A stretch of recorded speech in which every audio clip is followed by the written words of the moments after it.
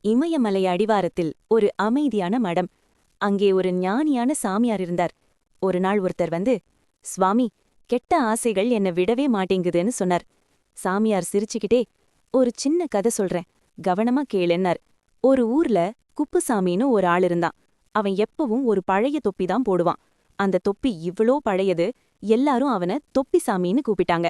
நண்பர்கள் எல்லாம், "ஏண்டா அந்த தொப்பிய மாத்தக்கூடாதான்னு" கேட்டாங்க. ஆனா குப்புசாமி சொன்னா, "இது எனக்கு புடிச்சது, நான் மாத்த மாட்டேன்னா." ஒரு நாள் குப்புசாமி குளத்துக்கு போனான். அதே நேரம் அந்த ஊர் நீதிபதியும் குளிக்க வந்தார். அவர் தன் அழகான புதிய தொப்பிய ஒரு பக்கத்துல வச்சுட்டு குளிக்க போனார். குளிச்சிட்டு வந்த குப்புசாமி தன் தொப்பிய காணோம். பக்கத்துல இருந்த புதிய தொப்பிய பார்த்தான்.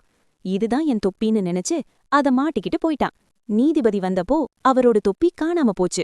போலீஸ் வந்தாங்க. குப்புசாமிக்கு தெரிய வந்தது, அவன் தவறு செய்துட்டான். அவனுக்கு அபராதம் போட்டாங்க. கோபத்துல குப்புசாமி இந்த தொப்பியே எல்லா பிரச்சனைக்கும் காரணம்னு அது தூக்கி எறிஞ்சான், புதைச்சான், தண்ணீர்ல போட்டான். ஆனா ஒவ்வொரு தடவையும் பிரச்சனை இன்னும் பெருசாயிடுச்சு. குப்புசாமி ரொம்ப சோகமா உட்கார்ந்தான். கடைசில குப்புசாமி அந்த பழைய தொப்பியை எரிச்சான். அப்போதான் அவனுக்கு ஒரு உண்மை புரிஞ்சுது. சாமியார் சொன்னார், "அந்த பழைய தொப்பி மாதிரி நம்ம கெட்ட ஆசைகளும். அத பிடிச்சுக்கிட்டு இருந்தா பிரச்சனைதான். நல்ல புத்தி வந்தா அது தானா போயிடும்."